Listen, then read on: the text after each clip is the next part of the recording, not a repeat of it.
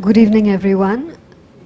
We apologize for the slightly delayed beginning. Orient Black Swan welcomes you to today's discussion of Rabindranath Tagore's Charodhyay, a book that, as many of you are aware, created a storm when first published in 1934, was controversial and went on to become a literary classic subsequently. A charged, intensely personal and political drama that pits the individual against the nation and love and humanism against nationalism. It has regained relevance in today's political climate and thus bears a revisit, as our most distinguished panelists propose to do. We're truly honored and delighted to have here with us today Sekhar Bandyopadhyay. Unfortunately, Subhransu Maitra will not be able to come today due to personal problems. They have translated Tagore's iconic text, 4 chapters. Professor Sekhar Bandyopadhyay is Professor Emeritus of History at Victoria University of Wellington, New Zealand, and a very well-known scholar, author and editor of several seminal works on Indian history, including his recent The Long History of Partition in Bengal and Calcutta, The Stormy Decades. Subhransu Maitra, who worked as Superintendent Publications at Netaji Subhas Open University, Kolkata, is a poet and a well-known translator who has rendered into English works of Tagore, Mahashweta Devi, Jibanananda Das, and Shankha Ghosh, among several others. A very warm welcome to you, Professor Bandyopadhyay. No individual can truly be dissociated from their particular historical context, just as an account of a particular past, fictional, historical, or both, must also consider the lives of those who lived that moment in time, were shaped indelibly by it, and who made it so. We have here with us 3 preeminent scholars from the fields of history and literature, whose insights and perspectives, I'm sure, will greatly enrich today's discussion and debate. I welcome Professor Kunal Chakraborty, Professor of History, JNU, Himadri Lahiri, Professor of English and Cultural Studies from University of Bardwan, Professor Shukla Sanyal, Professor of History from Calcutta University, is shortly on his way, will be here.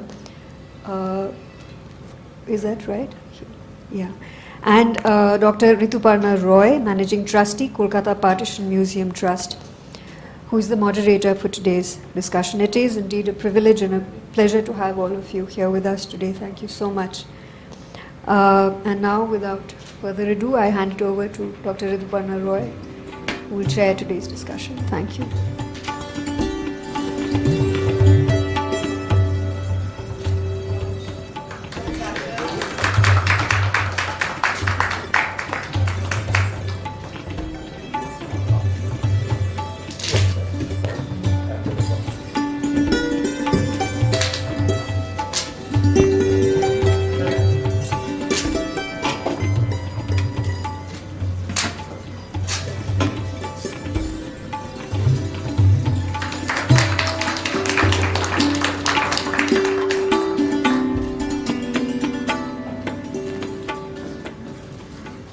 Yes, my principal work is that of timekeeper, actually, I've been told. Very good evening to all of you assembled here. On behalf of Orient Black Swan and all the distinguished panelists here, I thank you for joining us for this book event.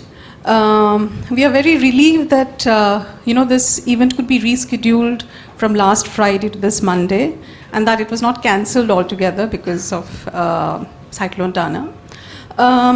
So we are here to discuss Charodhyay, its English translation, 4 chapters, by Sekhar Bandyopadhyay and Subhransu Maitra. It's a great honor for me to be able to moderate this event, and I thank Sekhar for inviting me to do so. When he called me up, I said yes right away, but what I didn't tell him then, and I'm disclosing now, is that I was a little hesitant, but also delighted. Hesitant because I knew that I would be moderating a panel of primarily historians and veteran historians at that, but delighted because it's a subject very close to my heart. When I was growing up in the 80s, I was hugely inspired by the stories of revolutionaries, and especially, their idealism and self-sacrifice. And I clearly remember that I read Charodhai when I was in high school, Charodhai, Ghore Baire, in fact, most of the prose fiction of Tagore. And, but after that, I did not revisit them. I mean, not the text. I saw films which were adapted from some of the stories and novels, but not the text. So thanks to Sekhar, I returned to the novel after more than 3 decades, which is quite something. Most of you here probably know about the story, which has already been said in a synopsis, so I won't waste time doing that. I will start off by introducing the panelists. Professor Kunal Chakraborty was Professor of Ancient Indian History at the Center for Historical Studies, JNU, and he has also been a Fulbright Fellow at Chicago University and a Fellow of the Indian Institute of Advanced Study at Shimla. He was editor of the journal Studies in History and also a president of the Indian History Congress. He was visiting professor at Chicago University and Colorado College, USA. He has published extensively on aspects of pre-modern Indian history. His books include Religious Process, The Puranas and the Making of a Regional Tradition, and Historical Dictionary of the Bengalis. His latest edited volume is State, Power and Legitimacy, the Gupta Kingdom. And he's currently working on a book project on the transition from ancient to early medieval period in Indian history. The title of his talk or his presentation will be Tagore on Indian History with one diversion. I'm very intrigued by that diversion. Professor Himantri Lahiri next. I'm just introducing them first so that they can continue, like, the discussion can be seamless. He retired from the Department of English and Culture Studies, Bardhaman University, West Bengal in 1916, and is currently Professor of English at the School of Humanities, Netaji Subhash Open University. He has written extensively on diasporic literature and Indian English literature. And his recent publications include a journal article in the Dibrugarh University Journal of English Studies, 4 chapters in volumes which have been published by Pencraft and Rutledge, and also 2 books. Allow me to give the names of the books: Asia Travels, Pan-Asian Cultural Discourses and Diasporic Asian Literatures in English, and Diaspora Theory and Transnationalism. Currently, he's working on a collection. Hello. No, that's fine.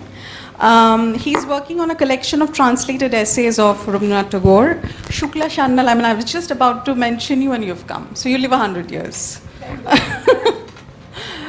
So she has retired as Nurul Hasan Professor of History from Calcutta University in 1923, and her recent work focuses on the cultural aspects of revolutionary nationalism in Bengal, on topics such as the meaning of martyrdom, martyrdom as performance, and also revolutionary nationalism and popular memory. Her most recent publication is on propaganda and revolutionary nationalisms, which has been published as a book chapter in 2023.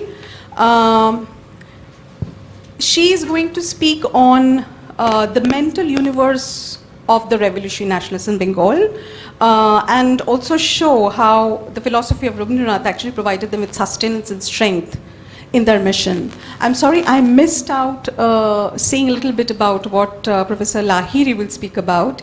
He is the literary person here, and his main focus is going to be on the translation. So he is going to talk about the history of the English translations of Charodhai. Incidentally, all of them have been called 4 chapters, quite understandably, and also about the relevance of translating Tagore's political novels in general at the present moment, and how our translators of this particular edition have approached the challenge of translating a highly discursive text. And he will also briefly reflect on how Tagore employs the 2 genres of the essay and the novel to deal with the issue of nationalism. So without further ado, I would like the panel to start. But before it actually starts, may I request Sekhar to say a few words about the book? Thank you. Thank you, Rituparna. This evening, welcome to all of you. I will start with 2 notes of apology and some thanks. 2 notes of apology. First, for starting half an hour late, for which we are not particularly responsible, we think, because the traffic jam got us stuck. And we are fortunate that we could reschedule this event after being cancelled on Friday, but we didn't know that Monday would come with such a traffic jam. Anyway, that's things happen. The second note of apology is from my co-author Subhransu Maitra. He could not be here this evening because his wife is in hospital in a very critical condition, and it is not advisable for him to leave the hospital at this moment. So I told him not to come, and we will go without him, but he sends his sincere apology. And then the thanks. I first of all thank all the panelists, 3 distinguished panelists, for agreeing to speak on the book, and the moderator, Rituparna, who has always been obliging whenever I tell her to do something for me. And once again, thanks to you. And I would also like to thank the publisher, particularly Niranjana Majumdar, for believing in me and my colleague and agreeing to publish this book, which I would say after taking a lot of risk as a publisher. Thank you all, and particularly thank you all the audience, members of the audience, for coming here tonight in spite of the horrible traffic jam outside. Now, by way of introducing the book, I will not talk about the content of the book, which I leave for you to read.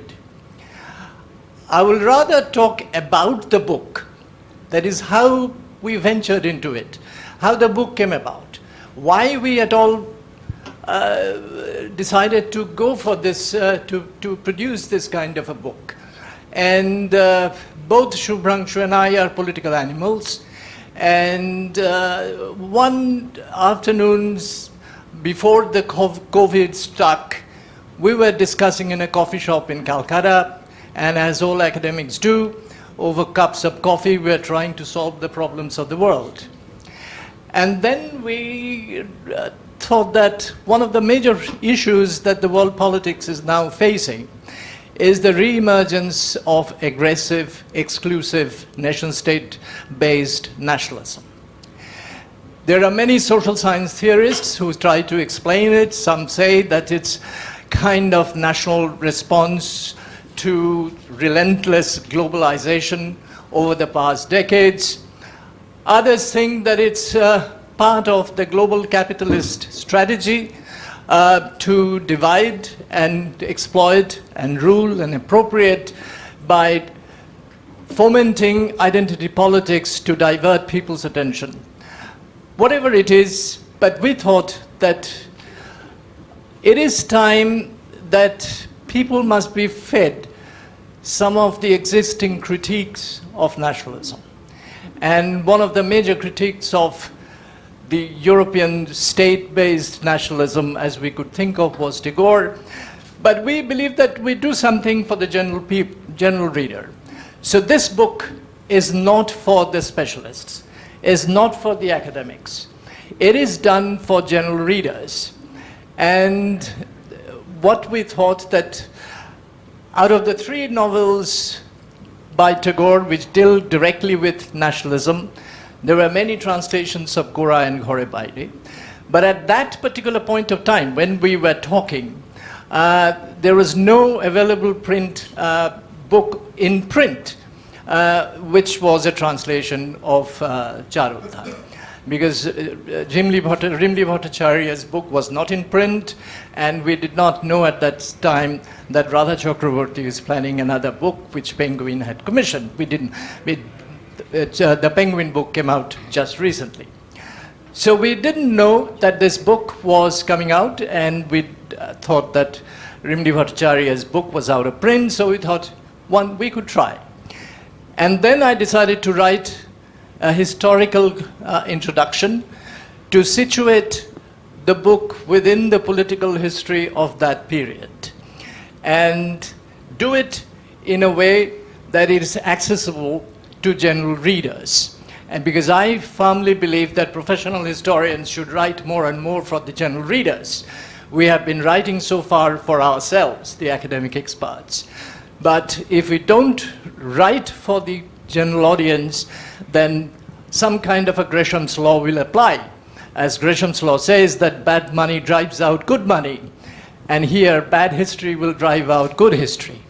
Now, I'm not suggesting what is good history and what is bad history. What I'm suggesting, history written with historical research methods in mind, and history written not pursuing the appropriate methods.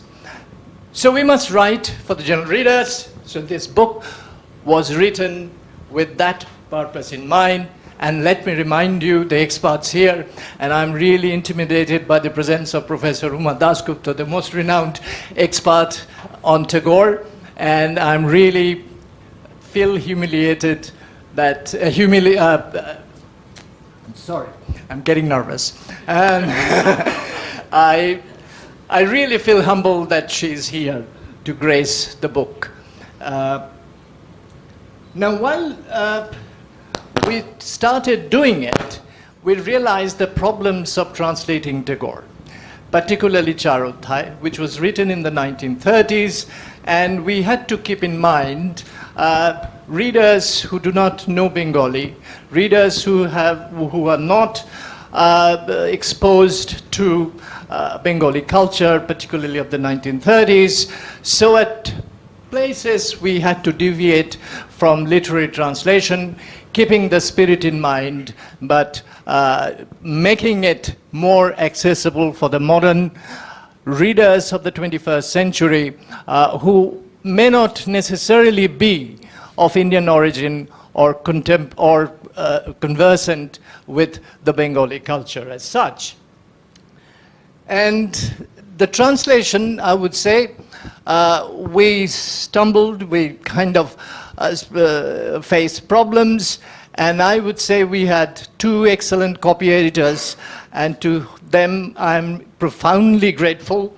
First of all, Suchetana Ghosh-Dastidar, and then Moina Mojumdar, who is here. And it is because of them, I would say, the quality of the translation has improved immensely. But then, to preempt some criticism, I would also confess that Charodhai as a novel, I think, had two aspects. One was the nationalist aspect, Tagore's critique of the revolutionary nationalist secret societies, the way they operated, and so on. The other aspect, which is also very clear, is there is very significant observations on man-woman relationship, love, and so on. And we did not really highlight that aspect of the book in the introduction because, as I said, we entered the project with a political kind of ambition in mind. So with these words, I will leave it to the panelists to comment on the content of the book, which is one part is the translation and the other part is a historical introduction. Thank you very much. Thank you very much, my friend Professor Sekhar Bandyopadhyay and the publishers, Orient Black Swan, to have invited me to come and speak on this occasion, the publication of yet another fresh translation of Tagore's great novel, Charodhai. Now, as I see it, Charodhai, and Sekhar has already mentioned that, has two aspects to it. It's a great literary text. Am I audible at the back? Can you hear me? Okay. So, I mean, it's a great literary text and a love story, and it has a specific historical context. Now, there are these two specialists present here, one a historian who has worked precisely on this historical context, and the other a literary specialist who I assume will be speaking on aspects of the literature and the quality of translation. Therefore, I don't quite know what I am doing here, except that I'm sort of responding to a friend's suggestion that I come and say a few words. So please consider me merely as an adjunct speaker. Now, I decided, therefore, that I'll be speaking about Tagore's involvement with history generally as a discipline and Indian history specifically. Now, we are allotted 15 minutes each, and the timekeeper is at the elbow. So there's a great deal to be said about this topic, simply in terms of the amount of literature that Tagore had produced on his ideas about history. Many don't know that in 1884, Tagore actually wrote a spoof on a fictitious history of a poet called Bhanusingho Thakur. This was actually not then, I mean, it was after it was published in a contemporary journal. It was never published again. It was not part of a book, and it was actually finally being kept in a volume of appendices to the Tagore's complete works. It's a great thing. I mean, it's a very sharp comment on the historical method that was available at that time. So those of you who are historians or aspiring historians, I would definitely urge you to find it out and read it. However, this was 1884. Tagore was only 23 years old.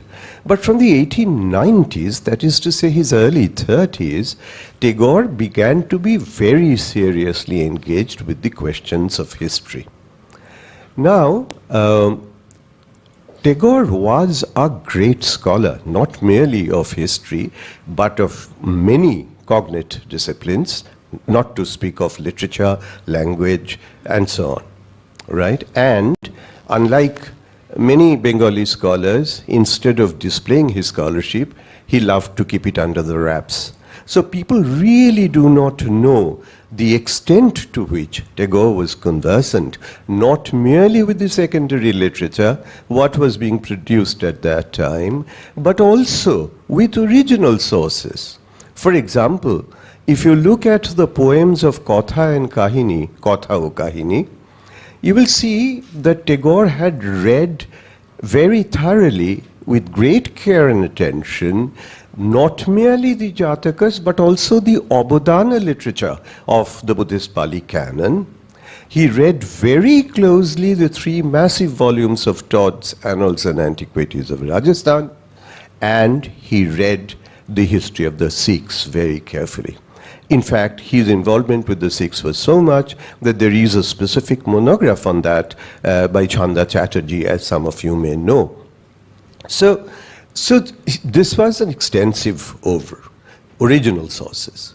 But in 1910, when the Rasamala, which has been translated as the Hindu Annals of Gujarat, was published, Tagore had extensive correspondence with Sir Jadunath Sarkar on how to read it. Therefore, I mean, his range of reading and his involvement with the discipline was such that we must sit up and read carefully what Tagore thought about Indian history. For example, back in the 1890s, Akhay Kumar Maitra, possibly the one who started in Bangla serious historical research, and he started publishing a journal called Oitihashik Chitra, Historical Vignettes. And in that, in the first issue, Tagore wrote an article which is very significantly called Shuchana, beginning, right, in which he had been talking about what he thought should be the contour of history writing. And he at that time was editing the journal Bharati, and there he did many book reviews specifically devoted to history. The two that I will specifically mention, one is Akhay Kumar Moitrayo's Sirajuddaula, other is Nikhil Nath Ray's Murshidabad Kahini.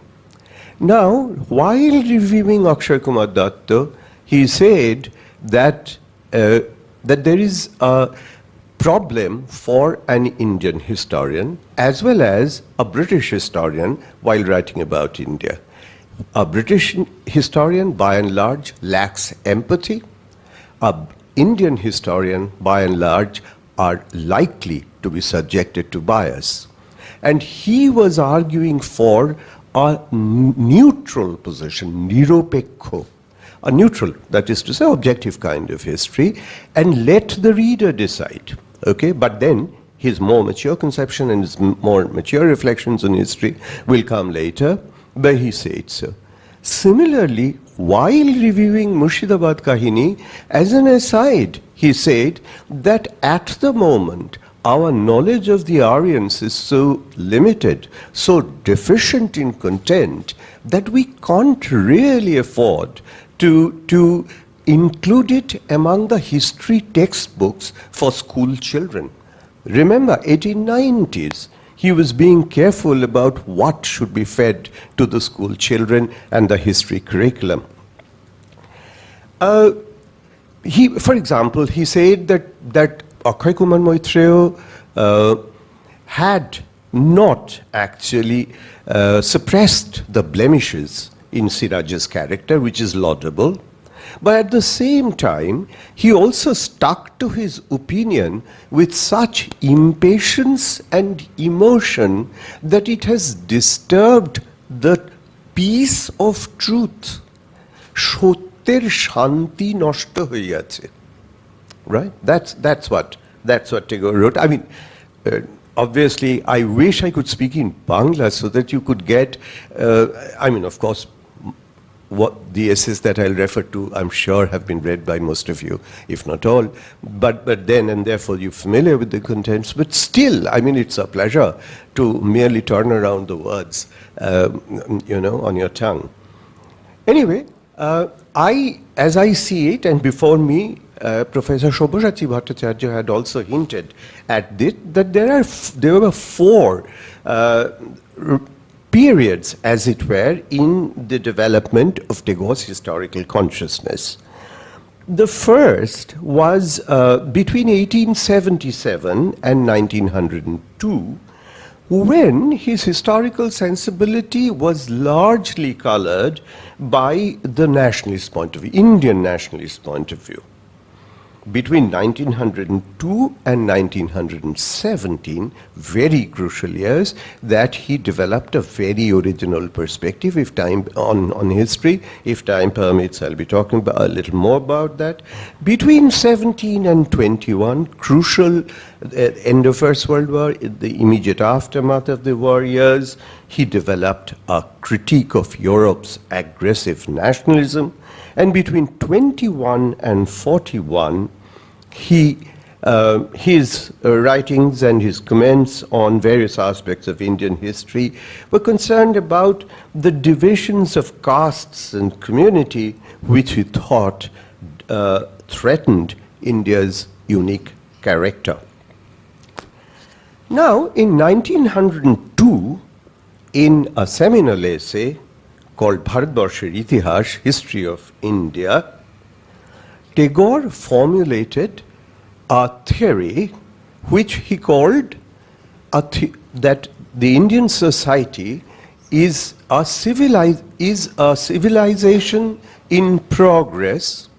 It was creation and evolution of a civilization which assimilated, accommodated diverse forms into a unity without injuring, without violating the uniqueness of each of these elements. Once again, Tagore's unique expression was, I'm forgetting the original, is the tie up the diversities in a relationship. That's what Tagore said, right? I mean, he said a great deal.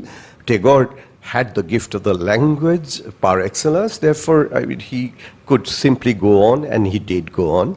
I'm not going into the details, but he said that was fundamental, right? Now, all of us are aware that this phrase, unity in diversity, became such a catchword that every Indian nationalist historian began to use it in one context or another. And I have not come across any reference to Tagore's work or an acknowledgement of the fact that he was the one who formulated this, except, of course, Jawaharlal Nehru, who also extensively used this idea, dilated upon it, and acknowledged that Tagore was the first to have mooted it. The other original foundational observation was the centrality of Samaj. Samaj, society, community, difficult. It's not the caste-ridden, hierarchical Indian society specifically that he was talking about. He had a far wider idea of the Samaj as a conglomeration, kunjaris of communities. And he therefore said, and he posited this idea of the Samaj vis-a-vis the territorial nation state of Europe.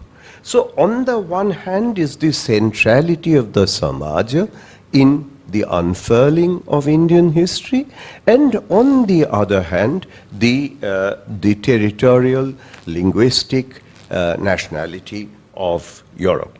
Once again, I cannot really go beyond that, but I'll come to his 1912 article. But before that, I must mention that in 1919, Tagore wrote another essay, which seldom comes into a discussion on Tagore's conception of history, which is called Bharat Itihash Chorcha, right? Cultivation of Indian history, where he actually discussed in great detail about India's civilizational unity and contrasted it not with Europe but with America. And he said that in America there has been a kind of getting together, of putting together.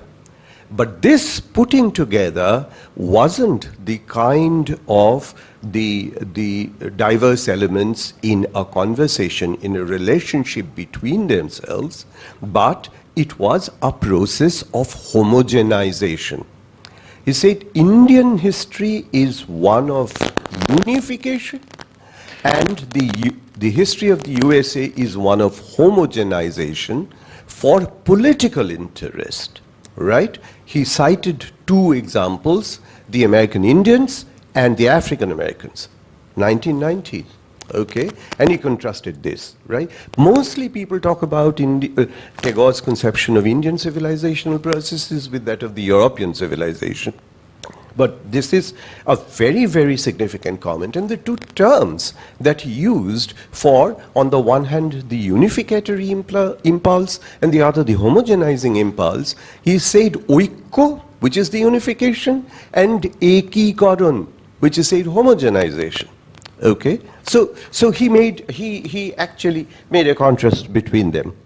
Tagore thought that this civilizational continuity was greatly disturbed by, on the one hand, withdrawal of basic human rights and human dignity to a very large section of the Indians, which is the caste kind of exclusion, and he said the disdainful exclusion of the Muslims. These are the two factors which he thought stunted, impeded the civilizational process, and he saw only a flicker of hope of the revival of this civilizational process in the efforts of the medieval saint poets and the Sufi saints, who attempted to, in a way, take up and resume the unfinished task of completing this civilizational process. Remember that in the last years of Tagore's life, he was actually very strongly invested in this. He asked Khiti Mohan Sen, for example, to go and find, who knew Hindi very well, to go and find as much of literary texts available, many of which were at that point of time not in print, to collect them, publish them, speak about them. Khiti Mohan Sen delivered a series of lectures in Calcutta University on them, and his seminal book on Dadu, and Tagore's own translation of the 100 Dohas of Kabir, which are still available in print, right? I mean, with a lovely, lovely translation, why he considered it so important. You know, I mean, Tagore's insights are quite extraordinary in the sense that he's talking about the samaj, the communities, and so on.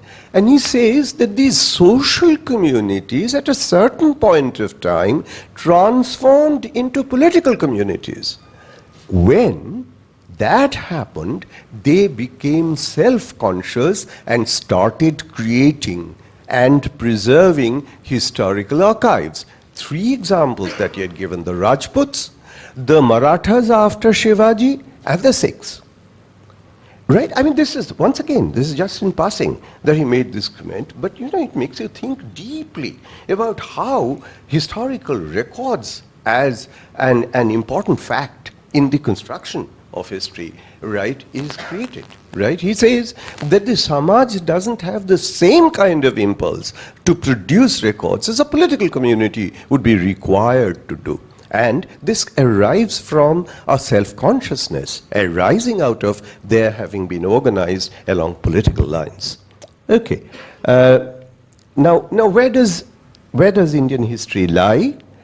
He says that there are actually 3 elements in the construction of history. Interesting. First, public memory. Janashruti, hearsay, literally. Public memory, actual events, public memory of historical acts, actual events as filtered through human mind. These are the 3 elements in the construction of history. Therefore, the famous 1912 article, Bharati Dhara, The Trajectory of Indian History, which has been criticized by established historians from R.C. Majumdar to Subhransu Bhattacharya. I'll talk about that if time permits, but which was considered so important that Sir Jodhanath Sarkar actually translated this. Yeah, can you hear me? Okay. So he translated it into English and published it in Modern Review. Anyway, in that book he says that he actually takes up 2 texts for scrutiny, for gleaning out historical material and have extended sense of that in the context of Indian history. And he calls these the externalized public memory. What are these externalized public memory? The 2 civilizational texts, the Sanskrit epics, the Ramayana and the Mahabharata.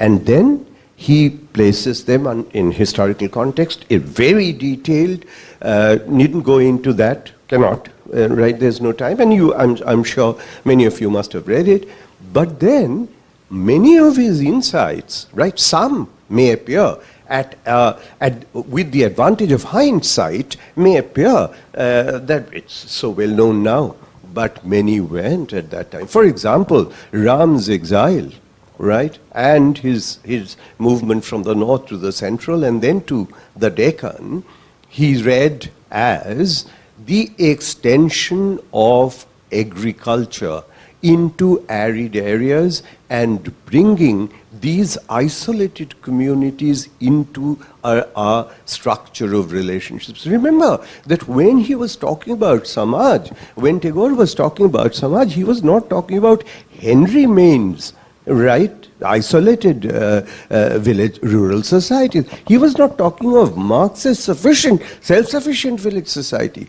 He was talking of, as a honeycomb, as it were, very deeply interconnected. Deeply interconnected by what? By peripatetic scholars. What kind? The Buddhist scholars to begin with, and then the Brahmanical scholars, the ascetics, right? One is reminded of Gramsci's organic intellectuals, right? And that's how the connection is created. And therefore, he read that. Remember that this same thesis was promulgated by D.D. Kosambi's Introduction to the Study of Indian History in 1956, so much later, after 1912, where he's talking about the same kind of stuff with the later Vedic literature, the extension of agriculture, right? I do not go into specifics of that. Now, this article was criticized by R.C. Majumdar in 1961, Tagore's centenary year, right, where he talked about, this was an essay in Bangla, an interesting essay in Bangla, called, if I do not really recall the full name, but it is Tagore's idea of nationalism or nationalist history, where he is talking about his Tagore's exposition of Rajput history as high on idealism, but would not pass the test of the standard measure of history. Itihasher koshti pathore Tagore won't pass. And Sabyasachi Bhattacharya also called this article speculative. Indeed, it is. But Tagore repeatedly said that when he is saying that Ram, Vasishtha, Janaka are of the same period, he is not speaking of historical chronology. He is not speaking of Kalogato Itihash. He is speaking of Bhavogato Itihash, history of ideas. And what at the bottom Tagore was looking at was the history of India's cerebration, monon, and the civilizational unity, strive for civilizational unity, sadhana. Now, kalpana, sadhana, do not and cannot have a chronology. Therefore, Tagore may be factually accused of being anachronistic, but that's not how Tagore's conception of history should be read. Right? I must have taken so much more time than is allotted. Right? I promised you a diversion. There's no time for diversion. If after all discussions time permit, I'll come to that little diversion. I have a very unenviable task of, doing this. I always prefer being a panelist to a moderator. Anyway, thank you, Professor Chakraborty, for, within a very short time, for giving us the trajectory of Tagore's political thought since 1884, from the time he was, yes, right up to 1941, especially with focus on his concept of Samaj. I'm extremely intrigued by the diversion, but I need to go to the next speaker. Professor Lahiri or Professor Shukla Sharma? So, okay, sorry. The historians first. Yeah. Good evening. First of all, I thank Professor Sekhar Bandyopadhyay as well as the organizers for inviting me to make a presentation on this occasion. I feel honored because Sekhar Bandyopadhyay was a much beloved professor in our university. My presentation today focuses on the mental universe of the revolutionaries, of the revolutionary nationalists of Bengal. We remember the revolutionaries as martyrs who selflessly gave up their lives for the sake of the nation, to free the nation from colonial rule.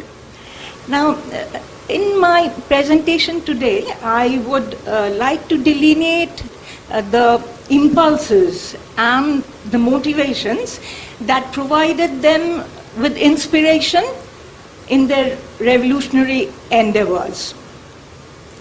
And finally, I shall also consider how the revolutionaries accommodated the thought of Rabindranath Tagore into their inner world or into their mental universe.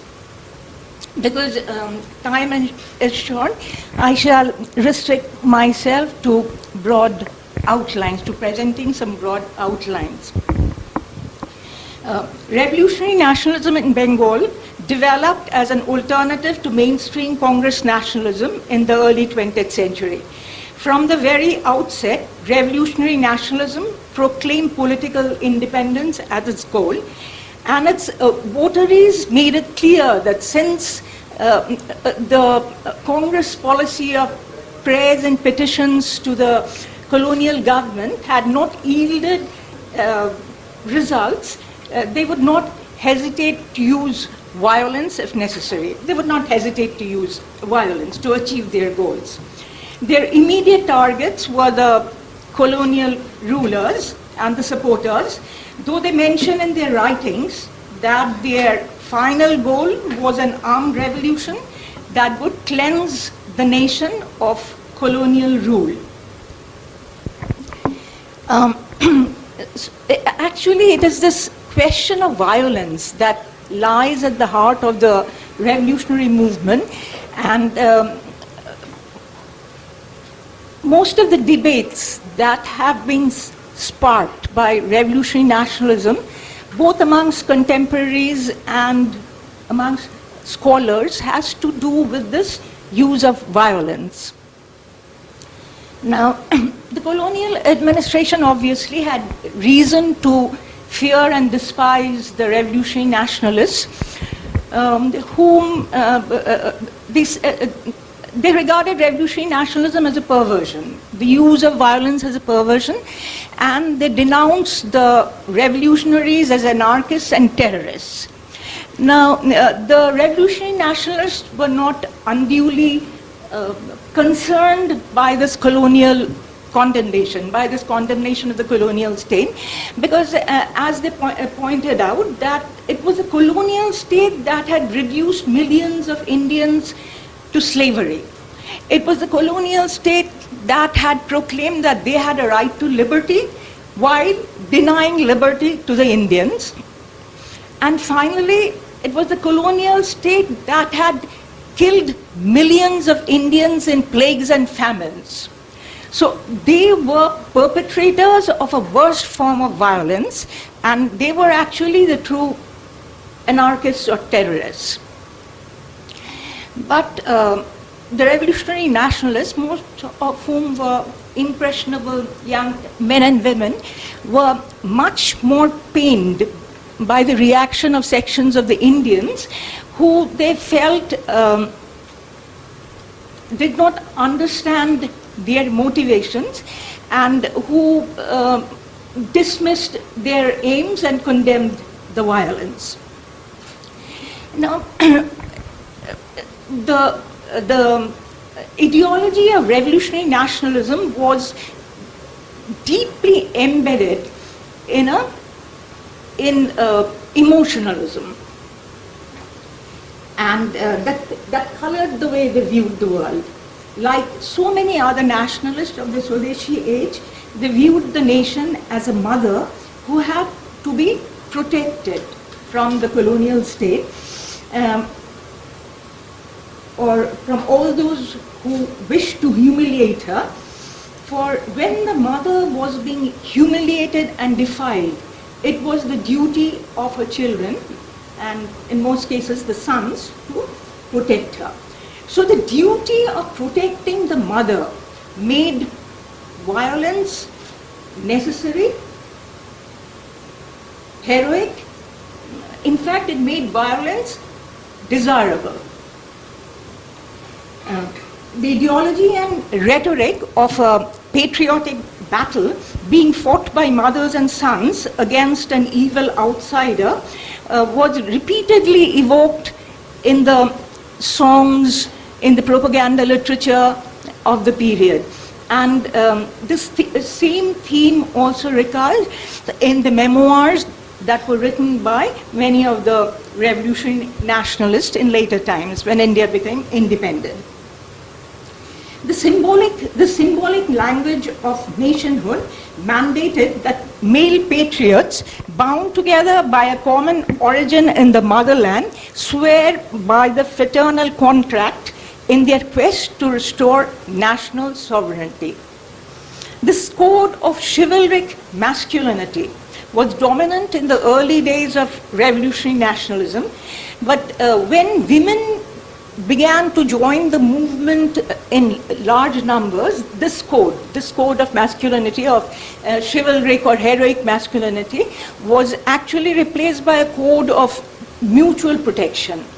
And this code dictated that just as the worth of a mother was measured by her ability to protect her children, so the worth of children, whether men or women, was protected by their ability, was measured by their ability to protect the mother. Now the revolutionaries realized that isolated, violent attacks on colonial officials would not bring about the desired freedom. Their immediate aim, they claimed, was to rid the people of their fear of colonial rule. This they called bhoy bhangano. And they also went on to say that the duty of Indians was to become courageous and to inspire terror in the hearts of the colonial rulers. They repeatedly made the point that colonial rule was possible because the Indians made it so, because the Indians accepted colonial rule. And if the millions of Indians rose in revolution, the colonial structure, which was supported only by a few thousands, would crumble like a house of cards. The revolutionaries were convinced that if they could lead by example, the rest of the countrymen would be inspired and follow their lead. Closely attached to this worldview was the question of martyrdom, that is attahuti or attoboli, which they again interpreted as children giving up their lives to secure the protection of the motherland. This emphasis on martyrdom was actually the ultimate legitimation of their endeavor, because it indicated that the revolutionaries were not out just to take lives, but the revolutionaries were not just intent on killing, they were willing to give up their lives as well. In following what they believed was their mission, many of them did not hesitate to turn away from family and give up all worldly pleasures. And Bhupendranath Dutta, who was a revolutionary leader in the first stage of revolutionary nationalism, and also the brother of Swami Vivekananda, in fact said that the revolutionary nationalists came to be known as Desh Pagla Chelet Dol. In their revolutionary mission, their guide was the teachings of the Gita. The Gita helped them to overcome fear and hesitation in the face of danger and death by instilling in them a deep conviction about the rightfulness and sacredness of their cause. Then I move to the second part, which is most relevant for today's purposes, and that is how did Rabindranath Tagore fit into this mental world? Rabindranath himself was no admirer of revolutionary nationalism.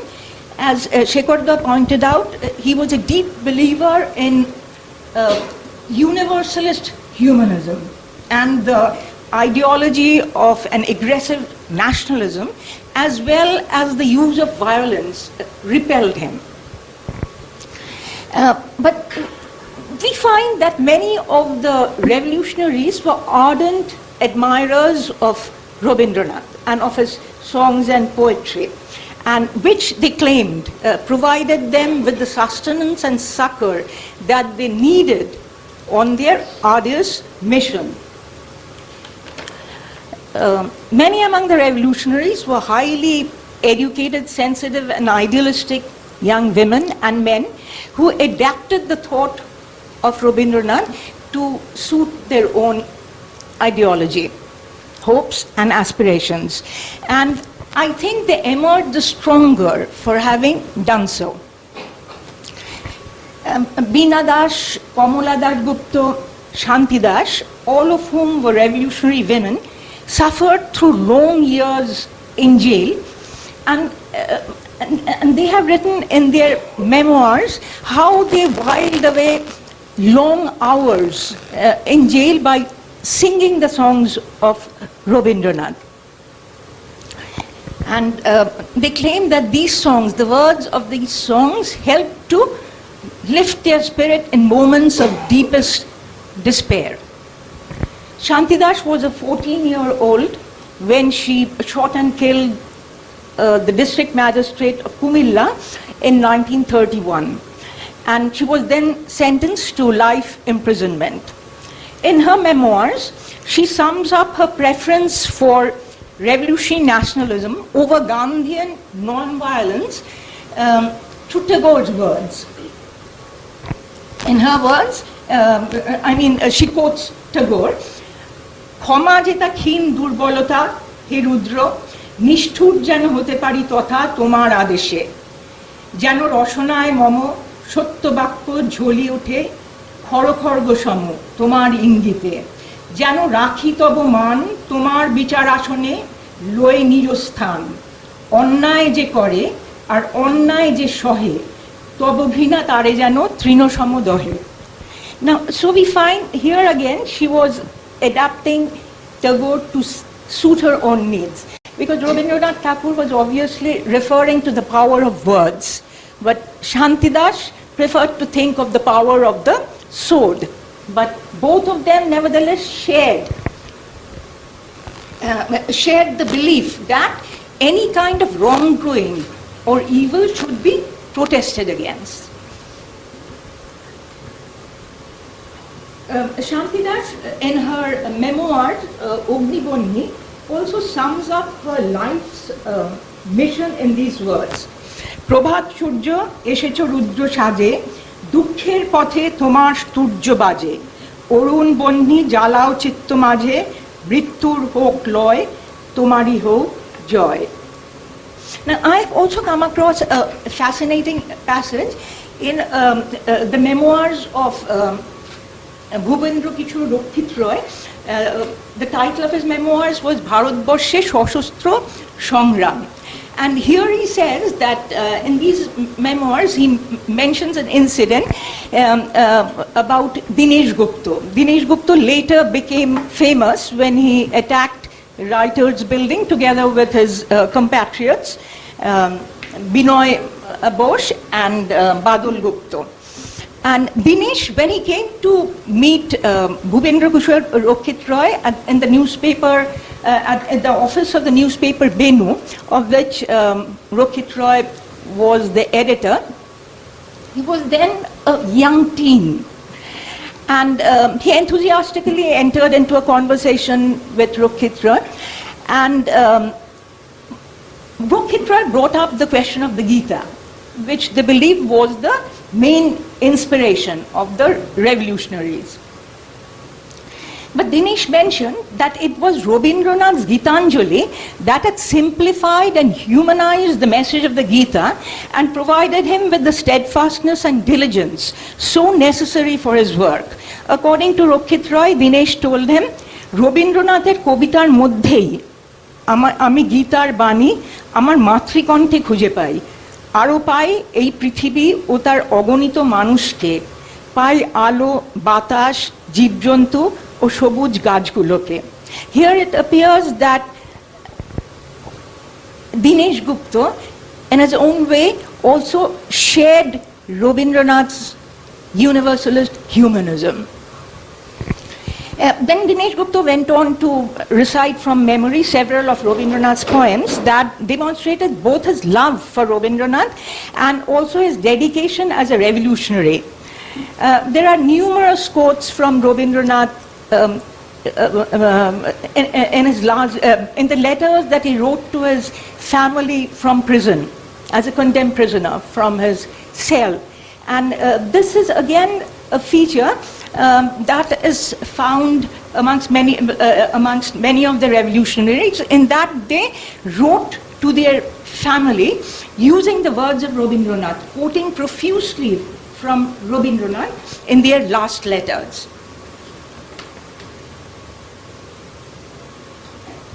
So actually, the point that I'm trying to make is that death was deeply embedded in the thought of the revolutionaries, just as it was an inextricable part of Rabindranath's philosophy of life.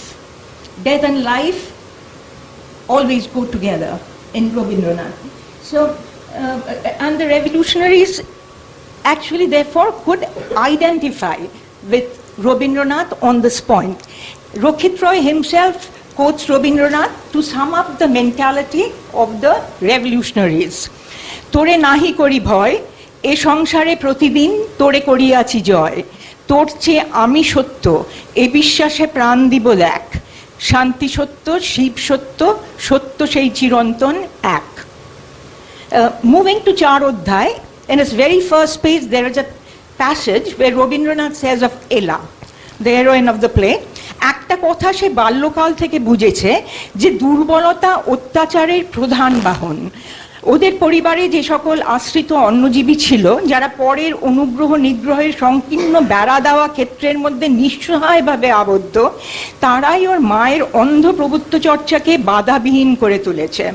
এই অস্বাস্থ্যকর ব্যবস্থার প্রতিক্রিয়া রূপেই ওর মনে অল্প বয়স থেকে স্বাধীনতার আকাঙ্ক্ষা এত দুর্দম হয়ে উঠেছিল। So they are sharing with Rabindranath the feeling that dependence on others is a condition of the weak, and what was needed therefore was independence. So obviously Rabindranath would not agree with the method they used, but I think he could identify with the idealism or with the idea behind these words. And I should conclude by saying that Rabindranath Tagore was not untouched by the idealism of the young revolutionaries. He might have been opposed to their methods and their ideology, but the poet was deeply touched by their idealism and selflessness. Bhupendra Kishore Rohit Roy again recalls an incident when the poet, on a visit to Dhaka in 1926, granted an interview to Roy and four other young revolutionaries in the midst of an extremely hectic schedule. And in the course of this interview, Rohit Roy asked Rabindranath his opinion on revolutionary nationalism. In his lengthy response, Rabindranath basically said that a true revolution involved carrying along all the people to achieve the goals of equality, truth and justice. It was the duty of the revolutionaries to ensure that the majority was not deprived of the gains of revolution while only a selfish elite benefited. When Rabindranath blessed the boys, Rohit Roy said, he was actually blessing the imagination, the idealism of youth in general, and he was not really blessing the four revolutionaries in front of him. Then also on Rabindranath's 71st birthday, the prisoners of Hijli wrote him a letter with greetings for his birthday, and Rabindranath actually replied with a beautiful poem. And Rabindranath also protested. He also protested whenever he felt that the revolutionaries were not being given proper treatment in jail. They were not, when they were not being given proper respect as political prisoners. And he is said to have dedicated the song Shorbo Khorbotare Dohe Tobo Krodho Dhaho He Bhairab Shakti Dao Bhakto Pane Chaho to Jotin Das, who died after having undertaken a fast unto death to secure proper treatment for political prisoners in 1929 in Lahore jail. It is therefore fair to conclude that both Rabindranath and the revolutionaries touched each other in imagination and in their sensibilities, even if they differed in many areas of thought. They believed in a world based on truth, selflessness, and justice, and they strove in their different ways to bring it into existence.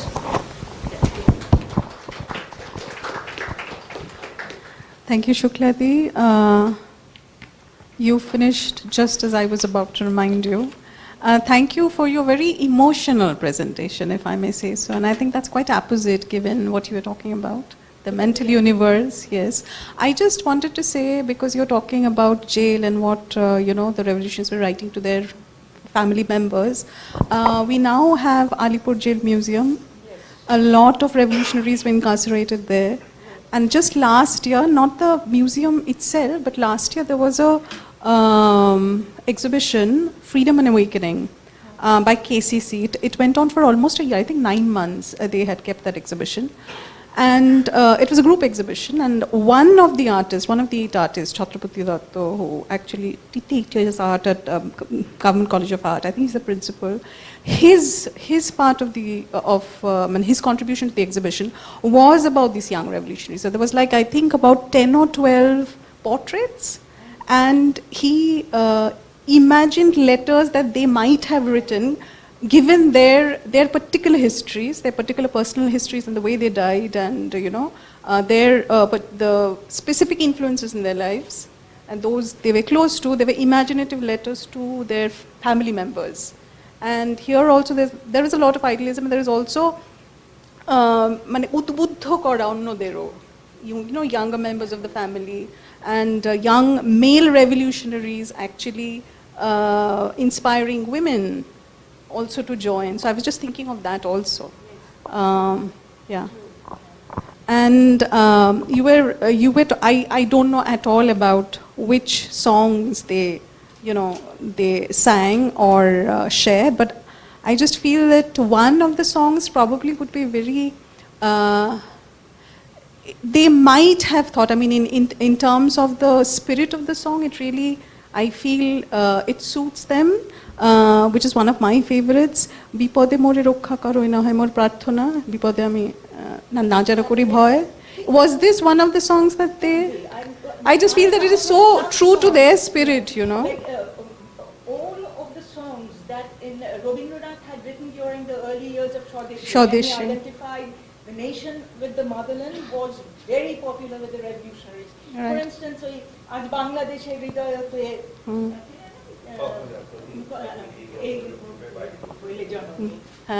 so, এই গানটা ওরা খুব গাইতো। right. এরকম অনেক আছে। যেগুলো আর কি রবীন্দ্রনাথের স্বদেশী গানগুলো। And there's an entire section, Swadeshi, right, section. in the Swadesh section. Thank you so much. Professor Lahiri, I'm waiting for the literary intervention now. It's a pleasure to be here and talk something about this translation of Char Udhar, Rabindranath Tagore's Char Udhar. I first of all must thank Professor Sekhar Bandyopadhyay and Subhransu Maitra for inviting me here and talk about this, because I'm sitting amongst the historians basically and among the social scientists, and my approach might be a bit different because my area is literature, and I will obviously try to approach the book and the translation of the book from the point of view of a student of literature.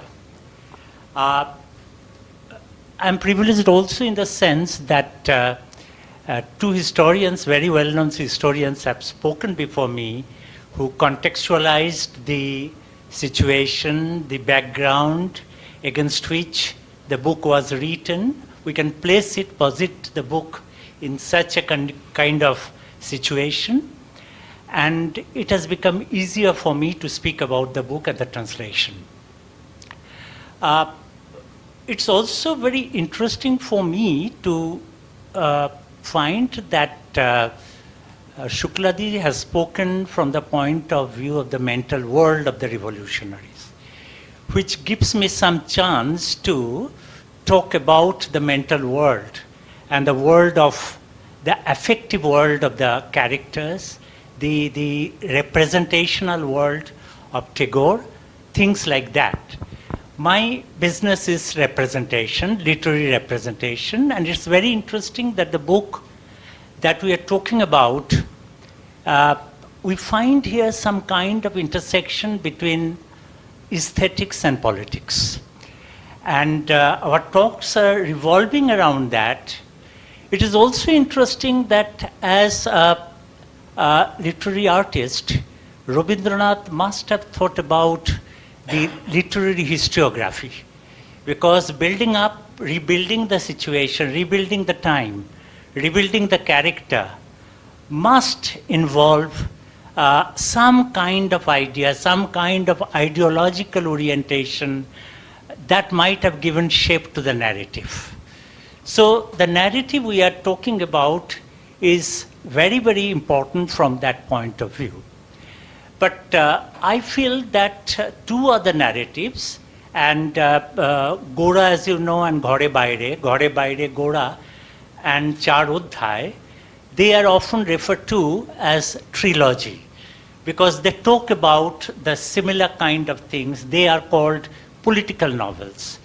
Char Udhai is the last one. And there was a gap between Ghore Baire and Char Udhai.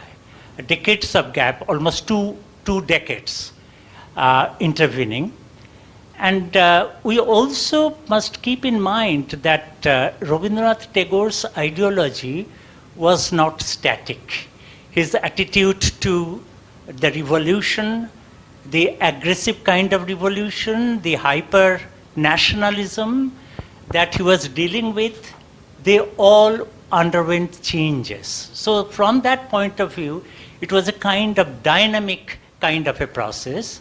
And the history of dynamic changes that went within the mind of Rabindranath has been talked about from many points of view. It has been pointed out here also that what Rabindranath was thinking about in 1890s or the first decade of the 20th century, he moved away from that kind of an attitude later when he was writing 4 chapters.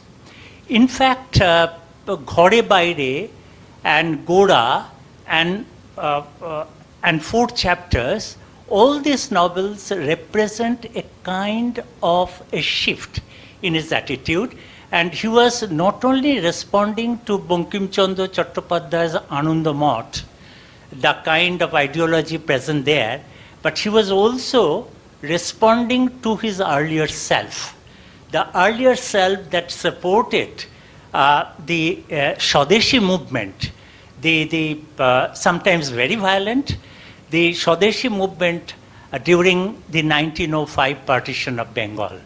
So from that point of view, the 3 novels I have referred to, they represent a kind of a paradigm in which he is looking back to his earlier self, he is looking back to what his ideological orientation was in the earlier phase of his life and his literary representation.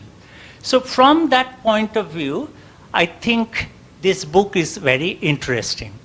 Now, the book is interesting from certain other angles as well. And some of these have been referred to in the introduction. The translators have referred to that. Number one is that when the book was first published, there was Abhash, the kind of a preliminary introductory preface, where he talked about some ideas, his own ideas, and he specifically mentioned a revolutionary and revolutionary activist who was recanting that the violent way of resisting the colonialist rule was perhaps not the right way, but I am in a dilemma. I have no way to go back to any other kind of thought. So this kind of abhash, which gave a certain kind of a trajectory to the novel, ideological trajectory to the novel, had to be withdrawn, because in the second edition, the abhash was missing, and in the meantime, in a periodical, he gave a koifiyat, a certain kind of excuse why he talked about the revolutionary in that way. So you see that the writing of the novel is itself was embedded in controversies and tensions and conflicts, not just within himself. He was fighting with his own self, but he was also in conflict with the world outside him, and he had to talk in that fashion. And he later on, when we see that when Rabindranath's work was being translated, that kind of tension was perhaps also there. There were some, as I was mining for information about what kind of translations went before this particular book, the Orient Black Swan book, I found that I read a book review which was written by a very perceptive critic. I can't recall the name right at the moment, Sujit Mukherjee, who was reviewing Rimli Mukherjee, probably, Rimli Bhattacharya's 2002 translation of the book. And there I found very interesting kind of information. I found that the first translation of Char Adhyay was by Amiyo Chakraborty. It was translated during 1934-35, but this translation was never published. I do not know why, but this was the first translation. The second translation and the first published translation was titled Novelette of Young India, 4 chapters, and it was published in a not so famous American journal. Okay, it was heavily edited for the sake of foreign readers, and it was published in 1936, and it came out as a book only in 1950. So there was quite a good number of years between the serialization and the publication in the form of a book. Then came Rimli Bhattacharya's translation in 2002, which is claimed to be a full translation of the book. And then almost 2 decades passed without any translation. And in 2022, Radha Chakraborty's translation came out. And then in 2024 came out this particular translation by Sekhar Bandyopadhyay and Subhransu Maitra. So we see that we may ask ourselves, why is it that 2 consecutive translations came out in this decade, in this particular decade? We have no answer, but we can guess that probably the situation, the ground reality, not only in India, but also across the world, was such that hyper-nationalism, extremist kind of nationalism, they surfaced. And not only in the US, in the mold of in the shape of Donald Trump, but also in Europe, extremism, hyper-nationalist tendencies have flooded the countries. So probably from that perspective, it was quite relevant that the translation of 4 chapters, Char Udhay, should come out, and what Rabindranath wrote in the 1930s and what he thought about the entire nationalist project should be brought before the world. So this was, I think, a very important moment, in particularly this decade, when the publication activities have been taken up. And there are a lot of discussion about other translations, the translations of the political novels.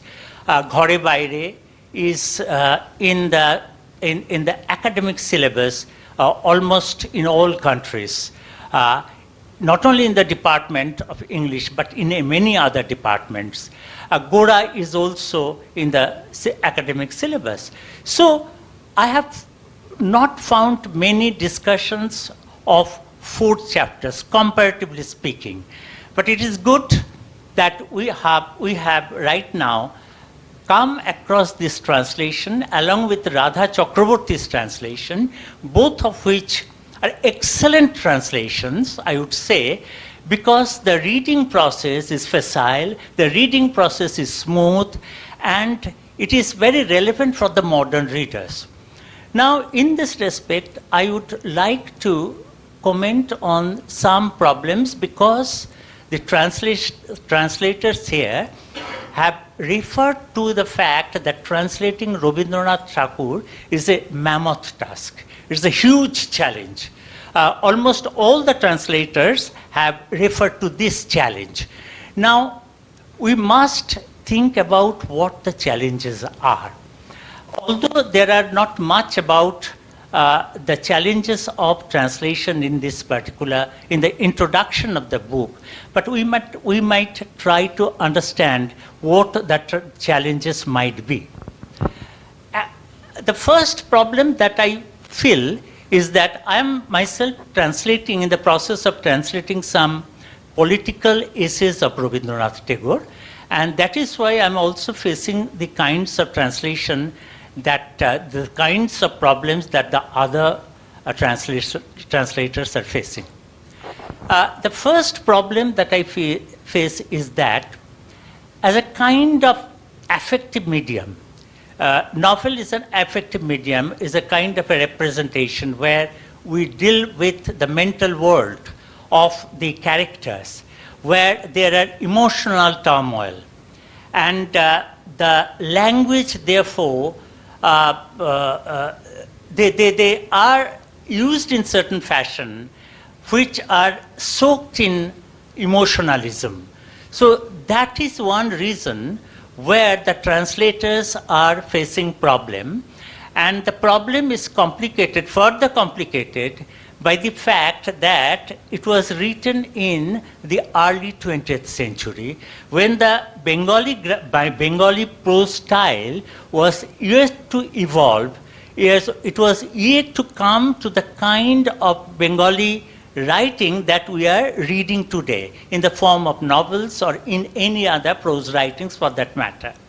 So how to deal with that kind of translation, challenges of translation? The translators have referred to the fact that in certain areas, in certain places, they have deviated. I was trying to find out the areas where the deviations took place. I have not found much. Only slight deviations, but I didn't get much time to study this book by comparing it with the original translation. So I will have to research in a much rigorous fashion. But I found something very interesting. For example, the translators took some independence in certain syntax, okay, where, for example, Bishakto, Mithar Bishakto Hawa.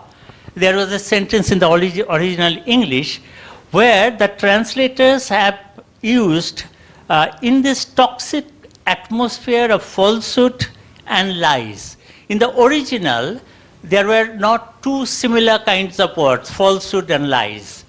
But the translation, in order to emphasize the kind of lies that were being circulated, they resorted to that kind of translation.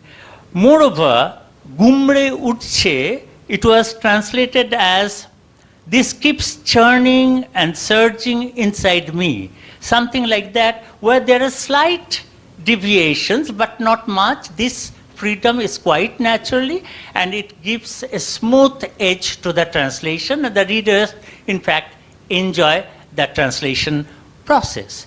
So this is one very important kind of thing that we should keep in mind. How to bring the temporal gap. We are reading the book right at the moment, and how to gap, because there is a big gap.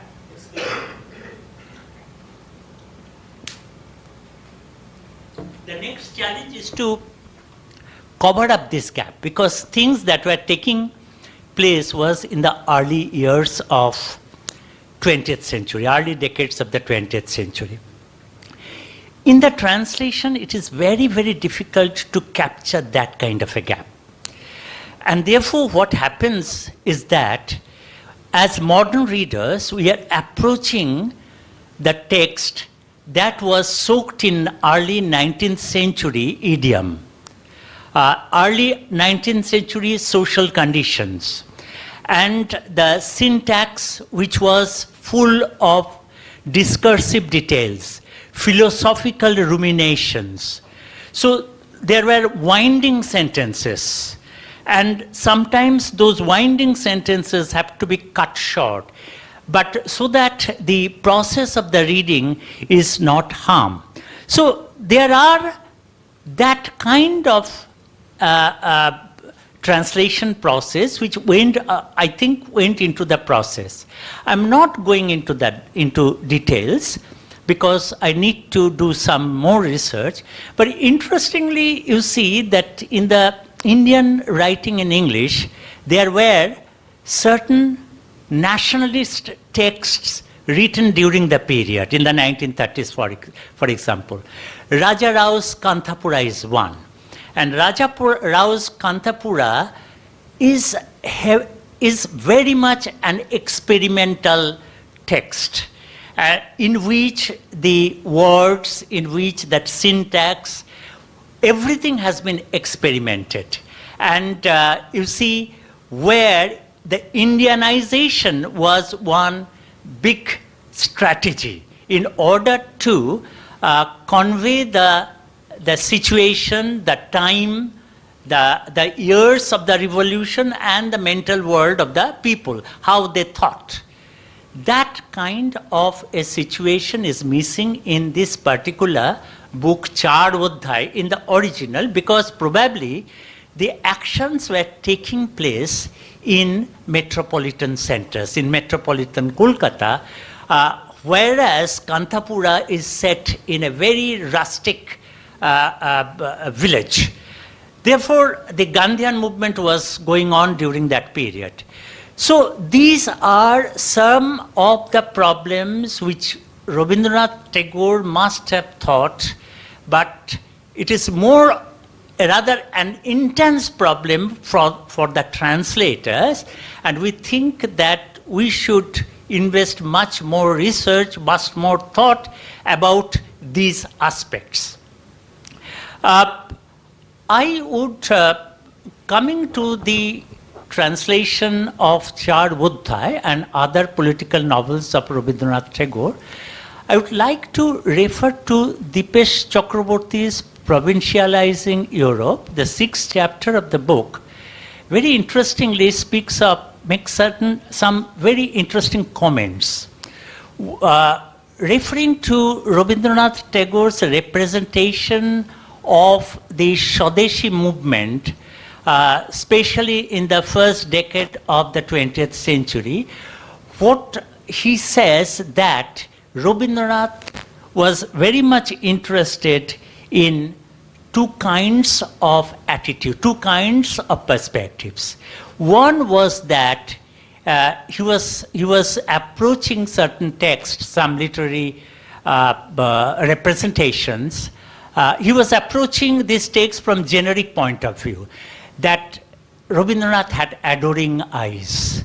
And there were certain other kinds of texts which had critical eyes. So he thought about two kinds of approaches. One, the adoring eyes, which are very much manifested, very much found in the poems and the songs of the period. Swadeshi movement, for example, Amar Sonar Bangla, the 1905 song that sent shivers through the spines of the revolutionaries of the time. And he wrote similar other songs, and the environment, the social and political environment was charged with the emotionalism, and he captured that kind of emotionalism, and he talked about the time, and he used the transcendental kind of perspective. And in fact, transcendent, okay, sorry. These texts were epiphanic. The poetry, the poetic texts, the songs, these were epiphanic. But Dipesh Chakraborty speaks of the novels, specifically Ghore Baire, where he had the critical eyes. And these critical eyes were directed towards the ailing time, the ailing characters, the problems of the movements, and he was thinking of the reformation of the revolutionary ideology. That is why he was thinking from that kind of a perspective. But I would also say that not Dipesh Chakraborty basically distinguished the poetic compositions from the prose writings. I would like to differentiate the novels from the essays, because the novels basically are affective mediums. The affective mediums, as representation, literary representation, he was exploring the mind of the characters, and as a result of which he had sometime a philosophical kind of orientation. He was also sometimes being epiphanic. He was also sometimes having the adoring eyes. But that adoring eyes was mostly missing in his essays. There were certain essays, I'm not just referring to the essays on nationalism, I would also refer to essays in Raja and Raja or Proja, for example. There were some political essays where Rabindranath Tagore was very, very critical about the imperialist projects. Not that he was not talking about the problems of the Indians, not that he was not self-criticizing. But in the novels, his focus, in all the three novels, his focus is mostly, exclusively on self-criticism, or the criticism of the extremist version of nationalism. But in the essays, he was talking about the wholes of the imperialist projects of the colonizers. And in one of the essays, in Raja or Proja, he is talking about the imperialist project of the English colonizers in a fashion that sounds like Edward Said. I will read just 4 or 5 sentences from that particular essay, where he refers to Rudyard Kipling, and Kipling's, I'm quoting, Kipling's name may be cited as an instant. He has exemplary power. By invoking that power, he has created in the English imagination an image of the Orient as a cattle pen. He is trying to convince the native Englishmen that the Indian government is indeed a circus company. He is skillfully orchestrating our actions as a performance of strange and spectacular animals of various species before the civilized world, implying once the spectators take off their steady gaze, all the animals could immediately spring upon them. The animals are to be observed with intense curiosity. They will have to be kept under control with the proper combination of fear of the whip and temptation of pieces of bone. Of course, certain doses of compassion for animals are also required, but if you raise here issues of principles, love, and civilization, it will be difficult to keep the circus going. So this was the kind of criticism that was going on in the essays. He was criticizing the imperialist projects. That was not to be found in the three texts. Not much, I would say. There are some criticism here and there, but not that kind of criticism. So I think my time is up. Thank you very much for listening.